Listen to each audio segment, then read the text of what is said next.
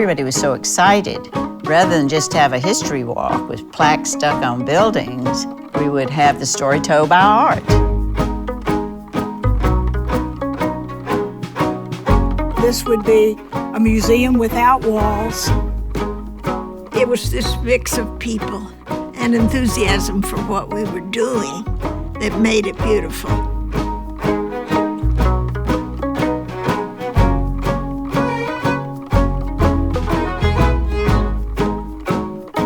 Walk with us as we trace the history of Asheville's past and lead us into the future.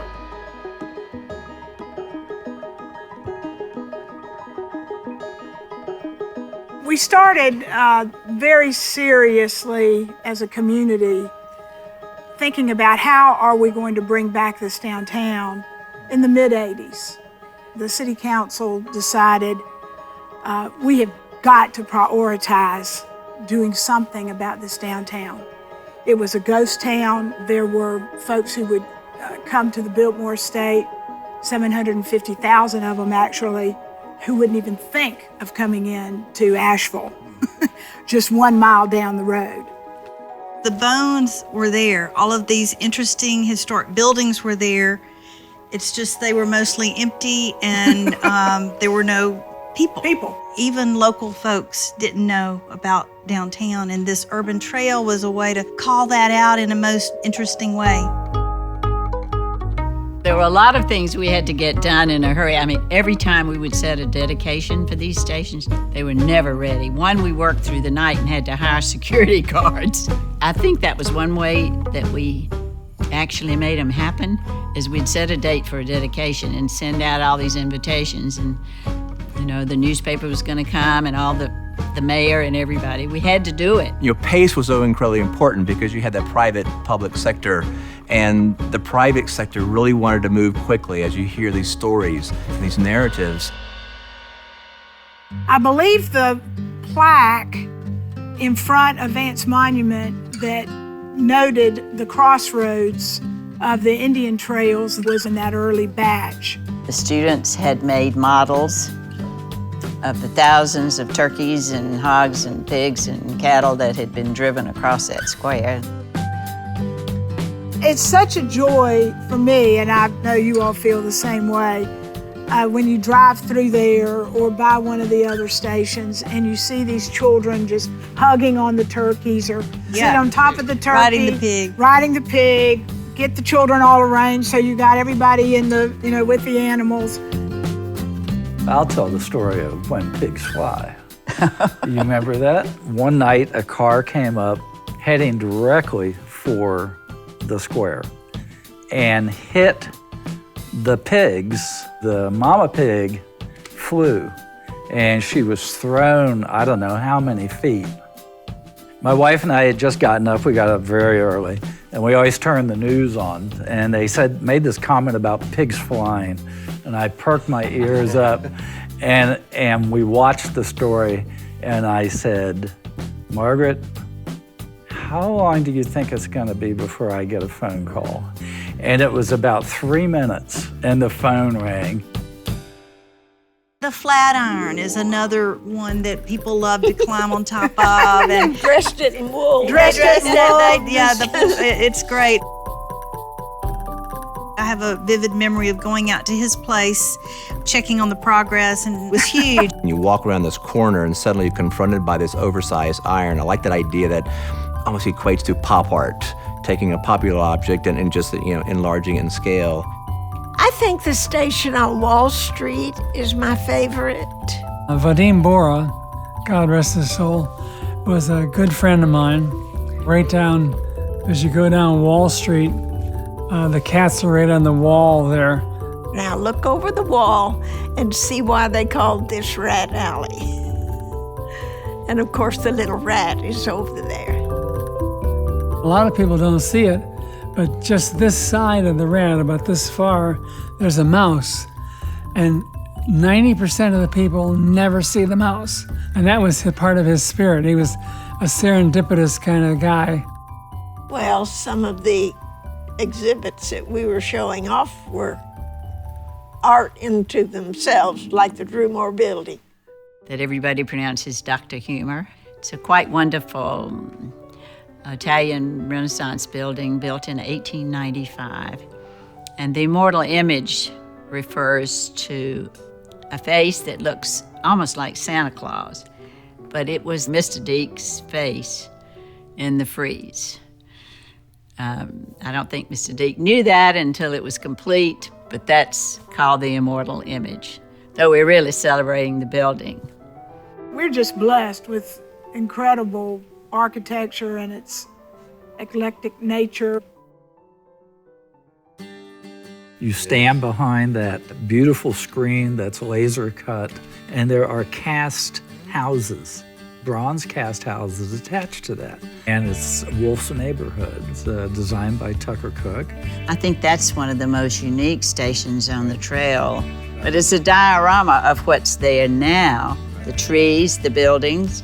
Right in front of the Thomas Wolfe Memorial with his bronze big shoes. You know, the kids always stand in the shoes. But you know that museum would not let us have Thomas Wolfe's real shoes. I know.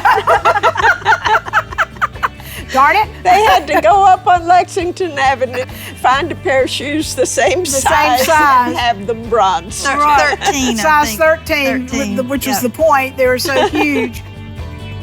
The traditional African-American business district on the block. We had selected the artist, Winston Wingo. This was where the first child care center was for Black children, the first library. They sat in at the Woolworth lunch counter. So it was a very important sector in Asheville history. A lady said, where you are placing this is sort of an unwritten line where we of the Black community never went beyond toward the square. But now I smile when I come here. I think the only station not paid for locally was the transportation station. That's right. And DOT asked to do that. The focus was on the Art Deco period, the 1920s and the 30s and the buildings. And they wanted to have that flavor, but they also wanted the connection with transportation. Being interactive was a very interesting feature of it, too. We had the movement, we had the sense of craft. Why can't we have a sound component connected to the modes of transportation? And I thought that was a brilliant idea. And we hear time and time again the notion of collaboration. And it was about sitting around with ideas flying back and forth. This new wave of artists are now interpreting and using that as a vehicle for their own creation. We were talking about the yarn bombs, where they're leaving yarn pieces and caps for homeless people. It's family values, and about values about humanity in general. I don't think it could be stated enough that it's a unique collection of artwork.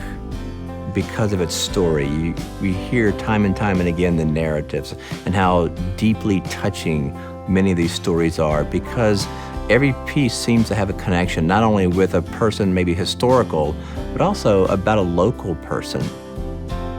That eagle was given in memory of a beloved teacher at Carolina Day, and I so remember the day that piece was dedicated. There were many tears and much joy. As I go there, I think about what that meant to those kids. And there was an African-American man standing there looking at it. And I explained to him what it was. I said, it honors Eagle Street. And he said, home of the people. Oh, that's great. Oh, wow. You can see that tie, and that's what truly art is about. It required the community's involvement. It has a deep connection to the community and an ownership by the community, not just the city. We funded a lot of the trail through sale of bricks that you could put your name in the heart of downtown. And they were so meaningful. At each dedication, we'd stand around in a circle, and the person who gave the brick would tell the story of why. My nephew and his family were here. They wanted to see some of my artwork. And we went downtown and we're walking along, and I was telling them a story about the bricks, and I had no idea where the bricks went. And I looked down, and there's my wife's brick right there. Wow, Margaret. And she just passed away. And I thought that was very, very prophetic. Wow, The what a bricks message. are Yeah. incredibly meaningful. Yeah. I think I should acknowledge my absolute joy and surprise. They pulled back the curtains at the Dinah Wortham Theater, and there was one of the benches that we had installed all over downtown. And they had gotten a cane from my house and a top hat that had been my grandfather's, which was a total surprise and just a thrill. And so that means so much to me now. At the end of the trail, we had a big party, and walking to the party, they said, "Why don't you walk this way?" And they'd set aside this corner to be a little garden called Gracie's Garden. One of my great thrills was the fact that we pulled that off and she didn't know it. How she didn't know it, I'm not sure, but given the close proximity that she is to where the park is. I think you brought her to tears. I believe we did. Brought me to tears, too. I go by it a great deal, and it always, I think it's one of the nicest things that could ever happen to me. Big surprise, huge surprise. The city staff was so thrilled to work on that because they had come to love Grace as well, and they literally worked night and day over 3 days. We knew we had to do it and get it done as fast as we could so she wouldn't see it. I can't say enough about that they were always there supportive. It was truly a public-private project. The funds came from citizens, but the real work, the digging the holes, the putting up structures, it all was done by the city. And so stepping out, the station that they did for me, and this is another reason why we chose that location, stepping out is right next to Grace's Garden. So there we go. We're right there together. Yeah. I think to me, the Urban Trail and the committee, the energy behind the committee is one of the reasons that we touch upon that Asheville is now so wildly popular. And now we have one of the largest public art collections, certainly in the South and maybe in the country, I think, for a community our size. It just goes back to art, culture, history, and narrative. You know, what would Asheville be without it? George Willis Pack said he would give this land for a courthouse and this land for a library, but it had to be open to all people. And I like to think that set a pattern for what Asheville is. That we are still open to all people. We are not a typical Southern town.